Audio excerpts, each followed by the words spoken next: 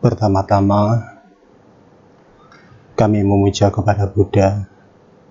Terpujilah Sang Bhagawa yang Maha Suci yang telah mencapai penerangan sempurna. Terpujilah Sang Bhagawa yang Maha Suci yang telah mencapai penerangan sempurna. Terpujilah Sang Bhagawa yang Maha Suci yang telah mencapai penerangan sempurna. Ibu, Bapak, Saudara-saudari sedama, dimanapun Anda berada, terimalah salam Dhamma. Namo Sang Hyang Adibudaya, Namo Buddhaya. Pada kesempatan di pagi hari ini, Dhamma streaming yang dilaksanakan oleh Wihara Sakyamuni Buddha Indonesia Theravada Buddhist Center sedang berlangsung. Tentu ini karena kita tidak bisa melaksanakan dan tidak memungkinkan untuk melaksanakan puja bakti seperti pada hari-hari biasanya.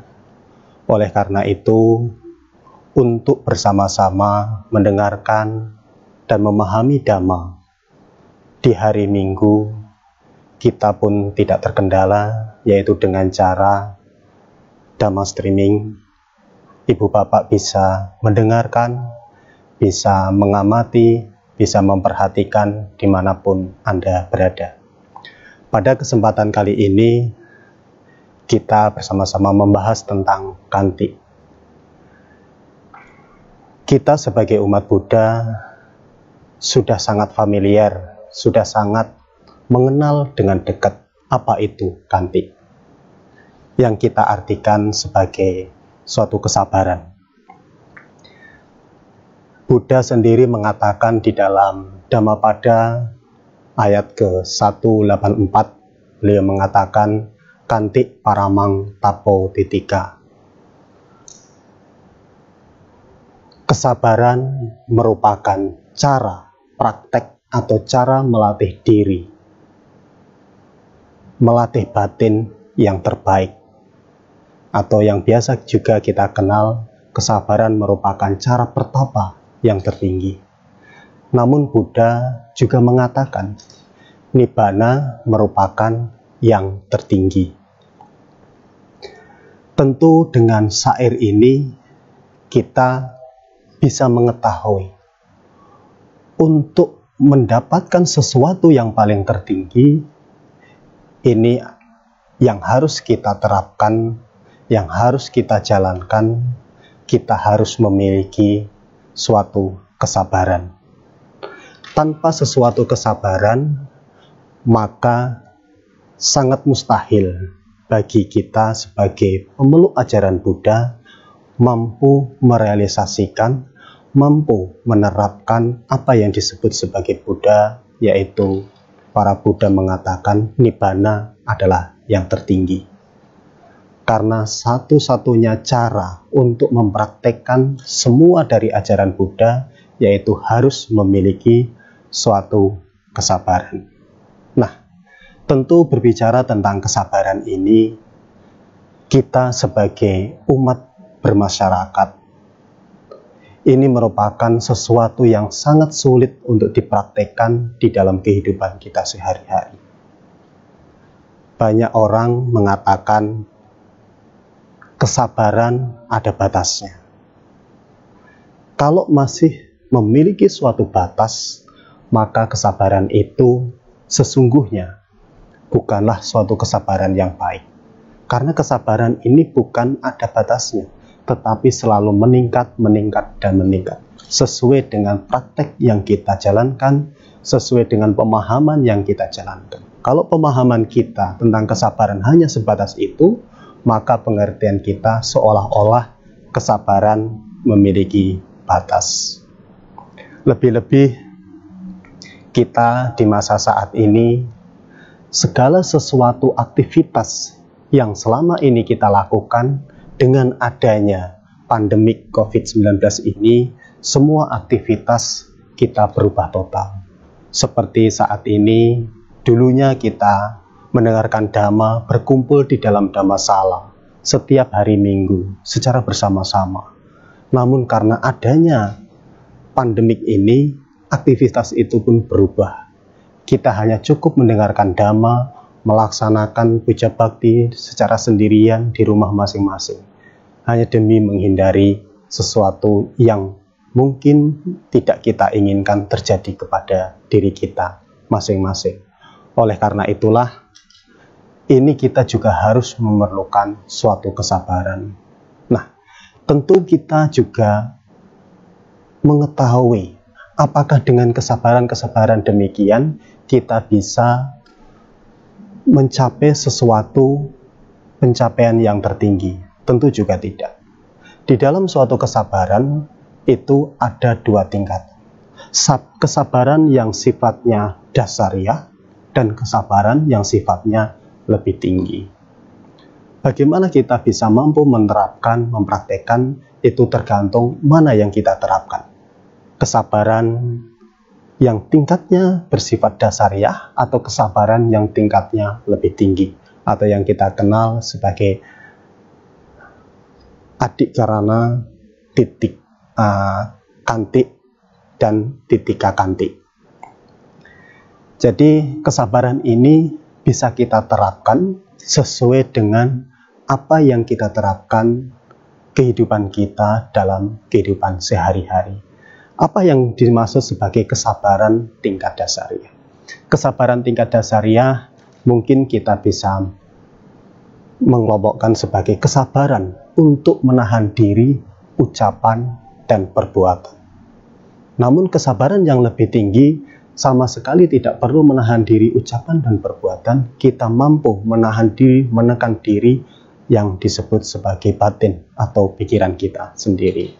Salah satu contoh misalnya ketika ada orang yang marah-marah dengan diri kita.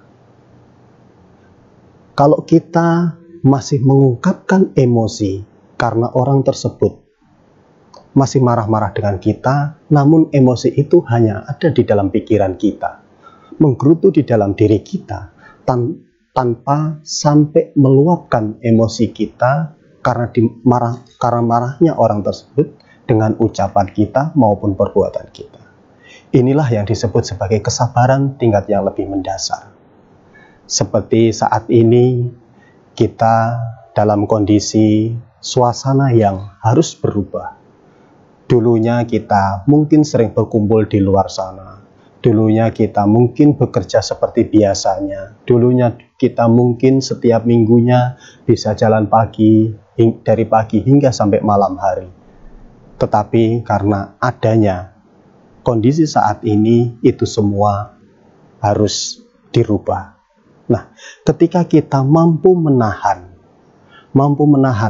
untuk tidak berkumpul di keramaian, mampu menahan untuk tidak melakukan sesuatu kegiatan yang sifatnya bersenang-senang di luar dari rumah kita. Ini merupakan kesabaran tingkat yang lebih mendasar. Tetapi kalau kita mampu menahan diri di rumah tanpa perlu menahan keinginan mau keluar, tanpa perlu menahan keinginan mau berkumpul-kumpul dengan banyak orang, maka ini merupakan kesabaran tingkat yang lebih tinggi.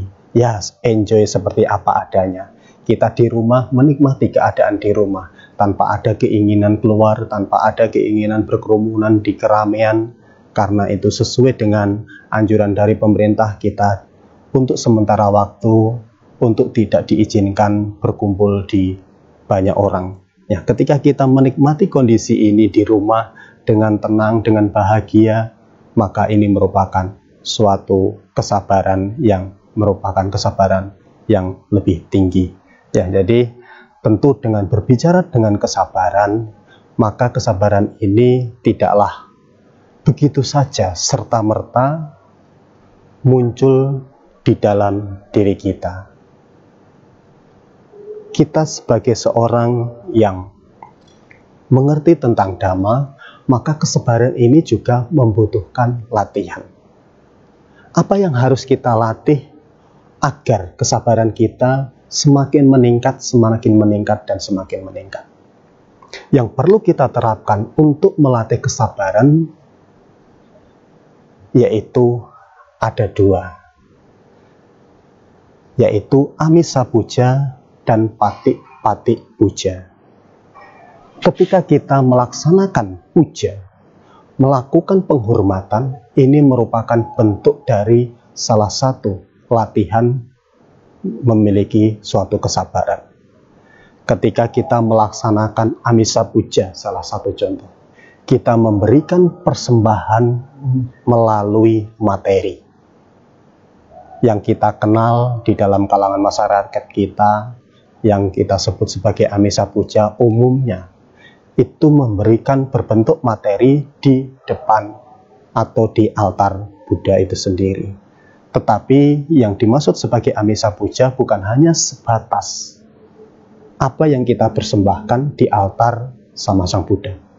Seperti kita berdana materi kepada orang yang patut kita hormati, berdana materi kepada orang tua kita yang patut kita hormati, berdana materi kepada para sangga, ini merupakan bagian dari Amisa Puja. Nah, ketika ini kita lakukan, maka kita secara otomatis makin meningkat kesabaran kita. Salah satu contoh yang paling sering kita temui, dulu sebelum adanya wabah COVID-19 ini,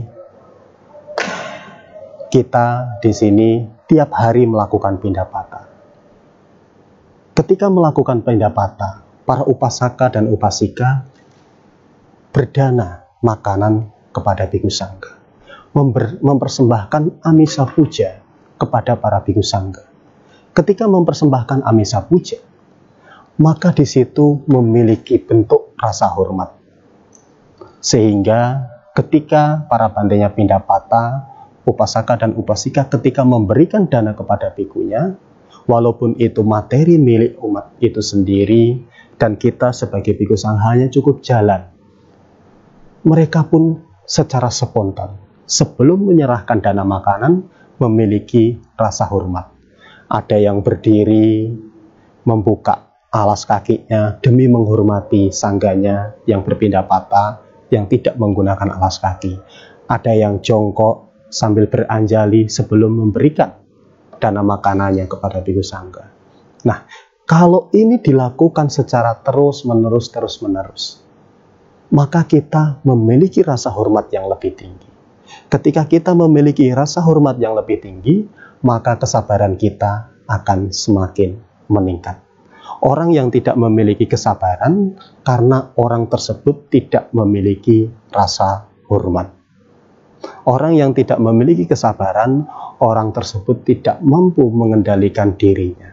Nah, ketika kita selalu melakukan perbuatan baik, maka kita lambat laun akan mampu mengendalikan diri. Kenapa mampu mengendalikan diri? Karena seseorang yang berbuat baik, maka pikirannya semakin tenang, dan semakin tenang.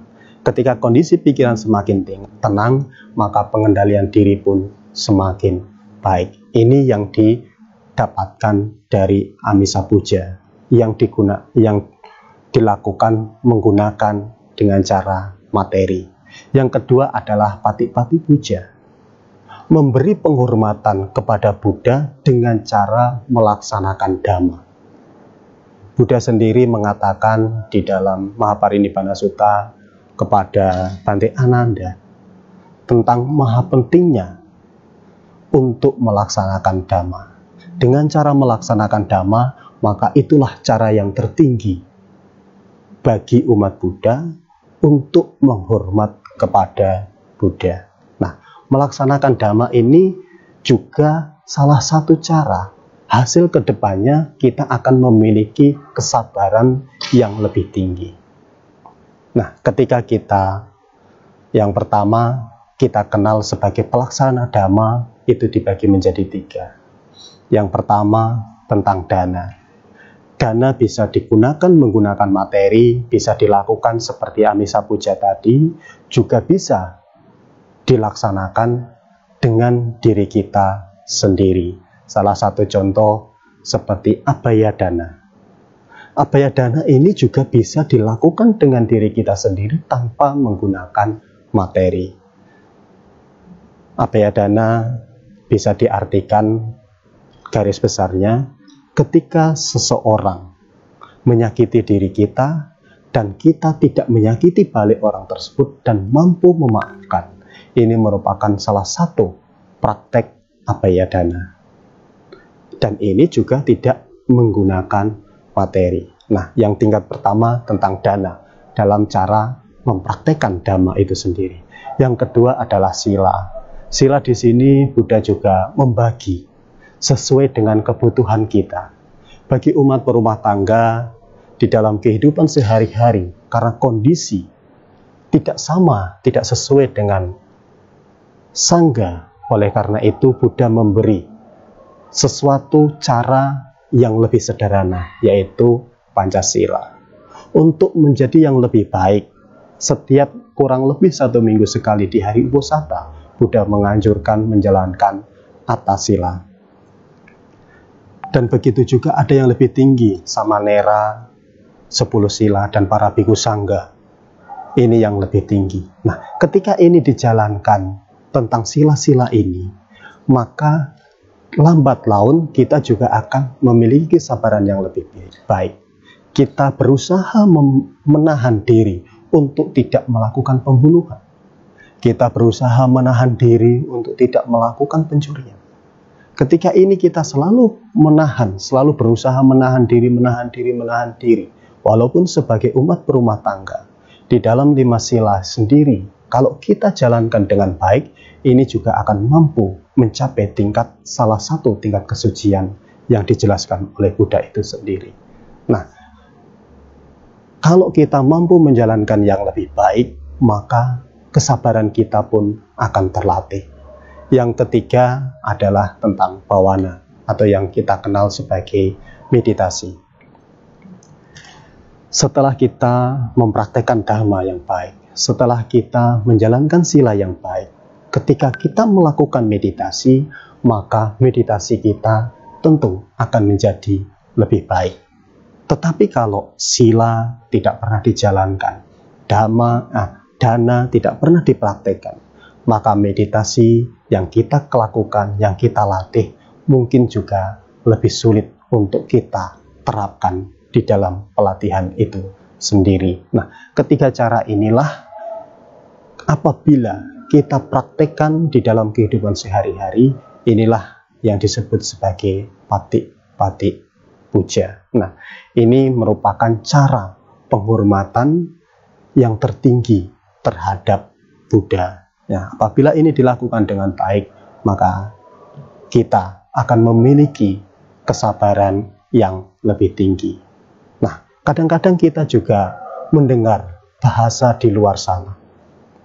Orang ini sering datang ke wihara, tapi kenapa masih suka marah-marah? Orang ini sering latihan meditasi, tapi kenapa masih suka marah-marah? Tentu pertanyaan ini ada 2 pertanyaan. Yang pertama, kita bisa melihat sebelum orang ini datang ke wihara, sebelum orang ini aktif di wihara, sebelum orang ini mengikuti pelatihan, apakah orang ini emosinya lebih besar dibanding setelah mengenal wihara, atau emosinya lebih kecil dibanding setelah mengenal wihara? Nah, kalau lebih besar dibanding setelah mengenal wihara, maka ini memiliki tingkatan yang lebih baik. Karena dulu mungkin 1 hari marah-marahnya bisa sampai 5-6 kali. Setelah mengenal wihara, setelah mempraktekkan dhamma, ini berkurang 1 hari paling hanya 1 kali mengungkapkan emosinya, marah-marahnya. Nah, ini juga bisa memiliki tingkatan yang lebih baik. Ada juga orang yang setelah mengenal wihara justru emosinya meluap tinggi. Dan ini yang perlu dipertanyakan, datang ke wihara tujuannya apa? Karena banyak macam orang yang datang ke wihara memiliki pilihan masing-masing. Ada yang datang ke wihara karena di rumah merasa kesepian, hanya duduk-duduk di wihara, tidak mau mengikuti kegiatan apapun di wihara. Di wihara hanya duduk-duduk merasa nyaman. Maka orang ini ibarat sendok yang tidak mampu merasakan sayurnya itu sendiri. Walaupun dekat dengan wihara, maka ia tidak mampu merasakan apapun. Nah, jadi kita harus melihat apa maksud dan tujuannya. Dan yang pertama tadi, dulu kehidupan sebelum kenal wihara dan setelah kenal wihara, apakah ada perbedaan? Nah, tentu ini juga tidak secara spontan. Siapapun yang mengenal Dhamma langsung mampu menerapkan dengan baik. Ada juga yang mengatakan, apakah guru yang di wihara ini tidak berkompeten? Apakah guru yang di wihara ini tidak bagus? Mungkin guru yang terbaik, guru yang paling bagus, ini sangat berpengaruh untuk mengubah siswanya menjadi yang lebih baik. Tetapi ini juga tidak 100% bisa membuktikan bahwa guru baik seutuhnya mampu mengubah sang pengikut. Bahkan Buddha sendiri mengatakan beliau hanya penunjuk jalan. Bagi seseorang yang mau mengikuti jalan beliau, maka beliau akan mendapatkan sesuatu seperti apa yang didapatkan oleh Buddha. Tetapi apabila seseorang tidak mau mengikuti jalan yang ditunjukkan beliau, maka beliau juga tidak berani menjamin bahwa orang tersebut merasakan apa yang beliau rasakan. Seperti contoh di dalam sejarah yang kita kenal, sejarah Buddha itu sendiri. Banyak murid-murid Buddha ketika mendengar ajaran beliau sekali langsung bisa mencapai tingkat kesucian yang tertinggi. Hanya mendengarkan mengikuti Buddha beberapa lama langsung mencapai tingkatan yang tertinggi. Nah, kelihatannya sangat enak. Mungkin kita mengatakan ini karena gurunya yang sangat tepat. Ini karena sama Sang Buddha sendiri secara langsung. Tetapi kalau kita lihat sejarahnya, mengapa seseorang itu ketika ketemu Buddha langsung mampu mencapai tingkat kesucian yang lebih tinggi? Salah satu contoh, murid utama Buddha, Bhante Sariputra dan Bhante Moggallana. Kenapa beliau menjadi salah bagian dari murid utama bagaikan tangan kiri dan tangan kanan? Ini juga bukan hanya kehidupan saat itu aja. Beliau itu memiliki suatu keyakinan, suatu aditana dari kehidupan-kehidupan sebelumnya untuk menjadi murid utama sama Sang Buddha. Tentu aditana ini dibarengi dengan perbuatan-perbuatan yang menjadikan beliau menjadi murid utama. Begitu juga dengan sebaliknya.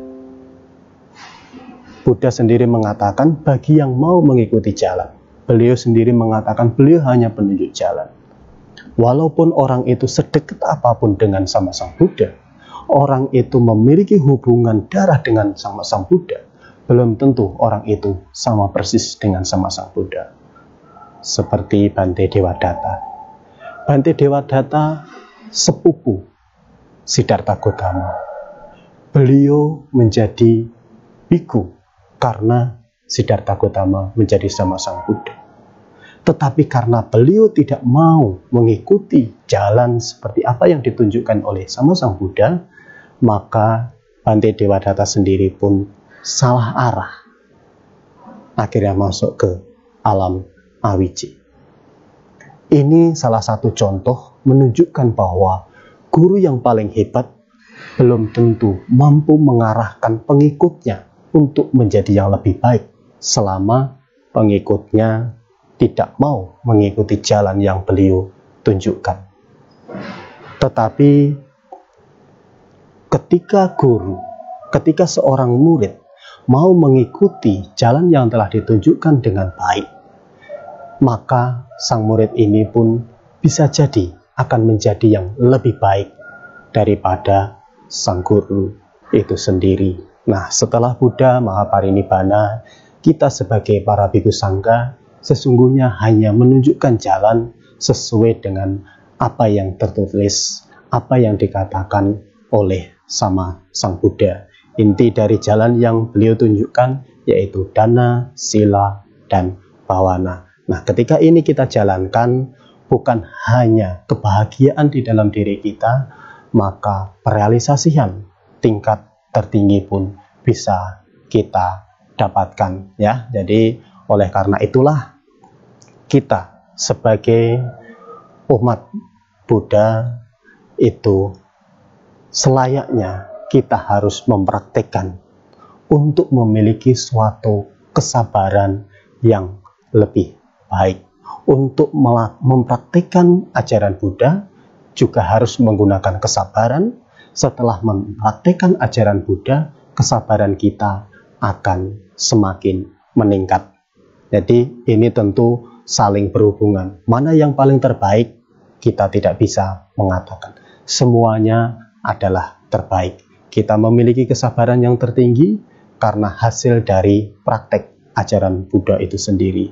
Untuk mempraktekkan ajaran Buddha, kita harus memiliki kesabaran yang lebih baik. Nah, bagi siapa yang mampu mempraktekkan ajaran Buddha, mempraktekkan Amisa Puja dan Pati-Patik Puja di dalam kehidupan kita sehari-hari, maka kita akan memiliki suatu kesabaran yang lebih baik. Karena kesabaran ini harus kita pupuk, harus kita terapkan sedikit demi sedikit. Tanpa kita pupuk, tanpa kita terapkan, maka kesabaran kita tidak bisa semakin berkembang dengan baik. Ya, jadi inti memiliki kantik, memiliki kesabaran yang lebih baik. Dimanapun kita berada, selayaknya kita untuk menerapkan. Lebih-lebih pada masa saat ini, banyak orang yang tidak memiliki kesabaran yang lebih baik dengan berbagai macam alasan. Alasan ekonomi lah, alasan karena pergaulan lah, alasan lain sebagainya. Kalau kita tidak mampu untuk menahan diri, untuk menerapkan kesabaran ini, maka kita juga tidak akan memiliki kebahagiaan yang lebih panjang.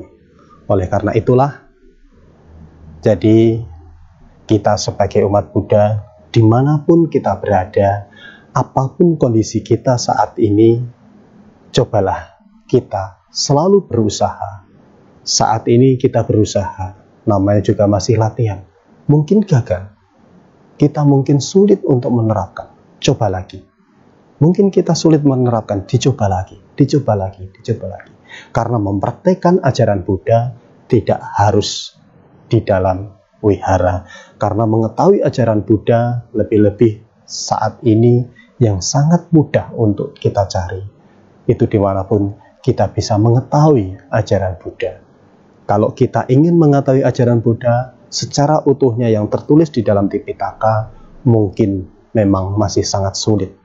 Karena di Indonesia sendiri saja, kitab suci Tipitaka itu belum seutuhnya mampu diterjemahkan seluruhnya. Tetapi kalau kita berpatokan inti dari ajaran Buddha yang harus kita terapkan untuk memiliki suatu kebahagiaan di dalam diri kita, sehingga kita memiliki kesabaran yang lebih baik, maka kita sesungguhnya juga bisa. Karena ajaran Buddha hanya ada 3 bagian.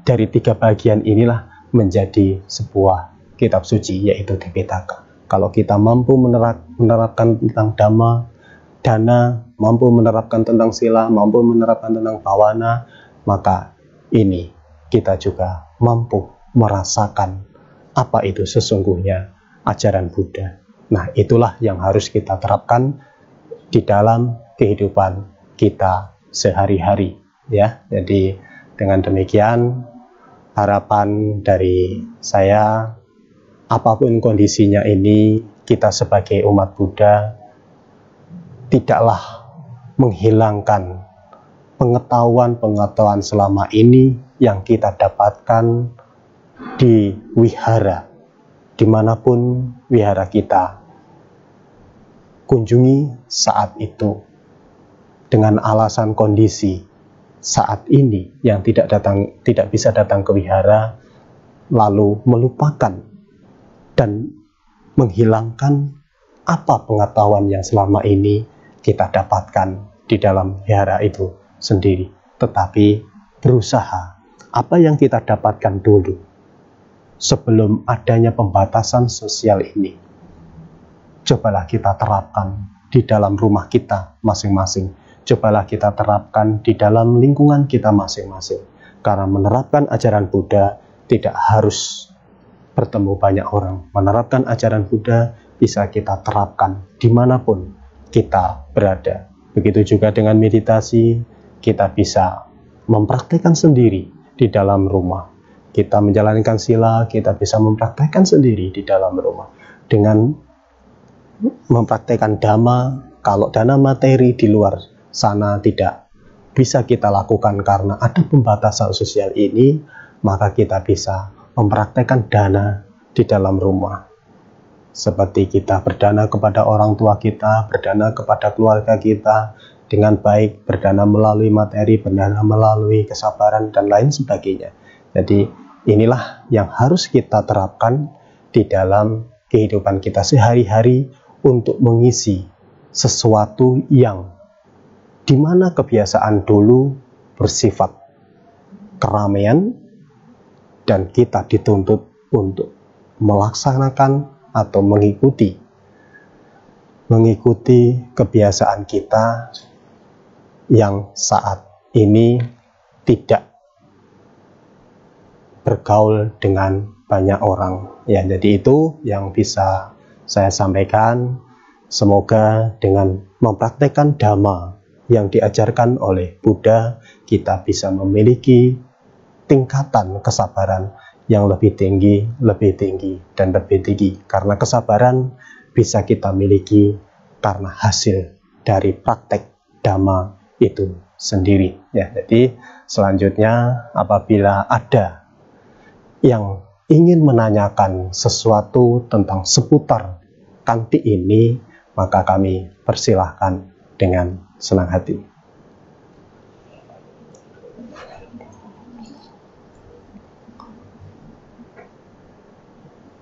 Kemudian ini ada beberapa pertanyaan.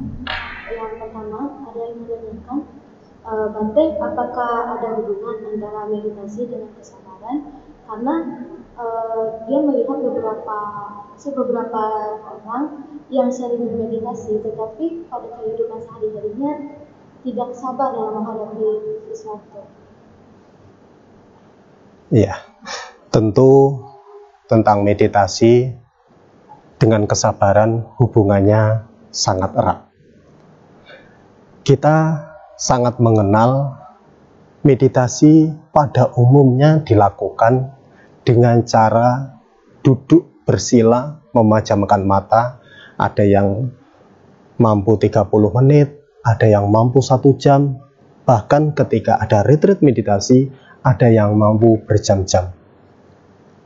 Untuk duduk 30 menit, dalam kondisi diam, memejamkan mata tanpa tidur, berusaha memfokuskan pikirannya dengan objek yang beliau ambil, ini merupakan bentuk dari kesabaran yang bagus, yang baik.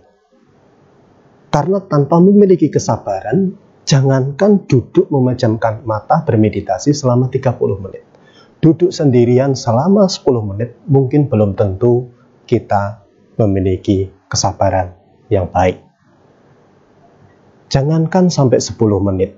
Banyak kita ketahui, lebih-lebih di kota Medan ini, hanya menunggu beberapa detik, mungkin hanya 1 atau 2 menit.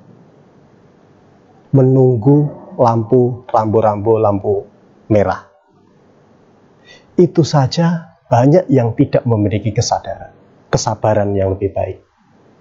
Ada yang pencet klakson berkali-kali, sudah tahu lampu merah, masih dipencet terus. Ini merupakan bentuk dari tidak memiliki kesabaran.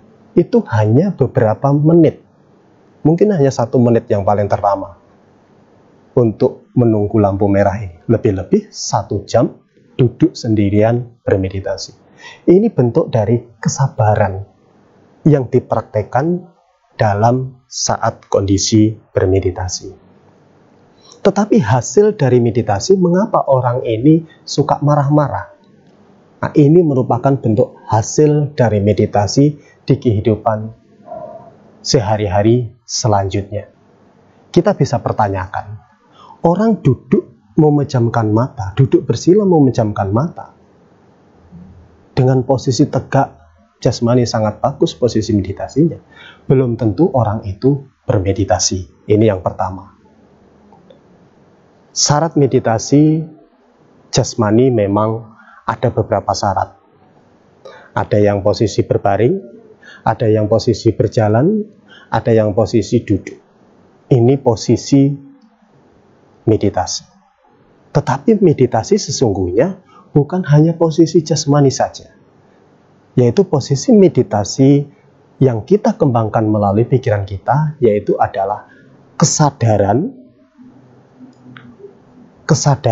dan konsentrasi harus menjadi satu. Kalau kita melatih tentang samatha bhavana, yang kita ambil cukup satu objek. Umumnya yang paling terkenal, kita menggunakan anapanasati, yang banyak digunakan orang.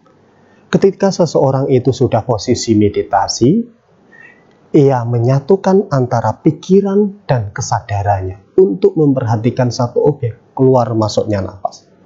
Diperhatikan secara terus-menerus, sangat jelas. Lebih-lebih mampu 1 jam tanpa terputus. Inilah salah satu cara meditasi yang baik.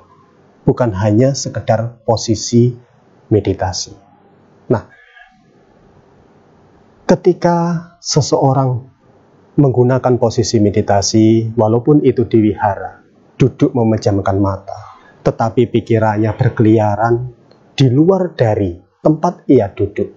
Ketika pikirannya lari dari lokasi ia duduk meditasi, misalnya kita di sini duduk bermeditasi, tapi pikirannya jalan-jalan, mungkin ke kafe, mungkin ke mall, mungkin masih mengingat apa yang pernah terjadi selama sebelum ia meditasi, mungkin berusaha menghayal dengan apa yang akan dilakukan setelah keluar dari meditasi ini. Nah, ketika itu dilakukan secara terus-menerus, sesungguhnya itu bukanlah cara meditasi yang lebih baik. Ya, jadi ini kita harus pertanyakan. Saat meditasi, posisi jasmani meditasi saja, atau memang batin dan pikirannya benar-benar meditasi? Kalau memang batin dan pikirannya benar-benar meditasi, maka saya yakin emosi akan semakin berkurang. Nah, seperti tadi yang saya katakan, orang ini sering meditasi, tapi masih suka marah-marah. Kita harus mempertanyakan, sebelum mengenal meditasi, marah-marahnya seberapa besar? Kalau sebelum mengenal meditasi, jarang sekali marah-marah, setelah mengenal meditasi suka marah-marah, nah ini perlu dipertanyakan. Meditasinya seperti apa? Hanya posisi jasmani meditasi, atau benar-benar antara pikiran dan batin bermeditasi? Nah, kalau dulu sebelum meditasi, ya marahnya sangat luar biasa, mungkin satu hari meluapkan kemarahan bisa 5-6 kali. Ketika setelah meditasi, ia meluapkan kemarahannya hanya 1-2 kali dalam satu hari. Nah, ini tentu ada peningkatan kondisi batin yang lebih baik. Walaupun ia masih marah, namun kemarahannya berkurang. Nah, ini merupakan hasil dari meditasi yang ia lakukan. Nah, jadi itulah yang harus dipertanyakan ke dalam dirinya sendiri. Apakah meditasi itu hanya jasmaninya saja berbentuk meditasi, atau batin dan pikirannya juga ikut bermeditasi? Oke, baik. Terima kasih, Bante. Kemudian ada pertanyaan berikutnya. Ini Namo Buddhaya, Bante. adakah perbedaan dari sabar dengan menahan diri dan sabar dengan menunggu? Terima kasih Bante. Sabar menahan diri dan sabar menunggu. Menunggu, iya. Ya, tentu kalau dari kata-katanya memang berbeda, tetapi kedua-duanya ini bentuk dari praktek melatih diri untuk selalu bersabar, untuk selalu bersabar di dalam kehidupan kita sehari-hari. Ya, menahan diri untuk tidak membalas sesuatu yang bisa membuat emosi, ini juga bentuk dari pelatihan mengembangkan kesabaran. Tadi saya katakan kesabaran itu ada 2 tingkatan. Kesabaran menahan diri untuk tidak melakukan melalui ucapan dan tidak melakukan melalui perbuatan. Ini kesabaran yang lebih rendah. Kesabaran yang lebih tinggi menahan diri untuk tidak melakukan apapun yang membuat pikiran kita menjadi emosi. Ya, jadi kedua kesabaran ini kita harus membedakan. Jadi kalau kita menahan diri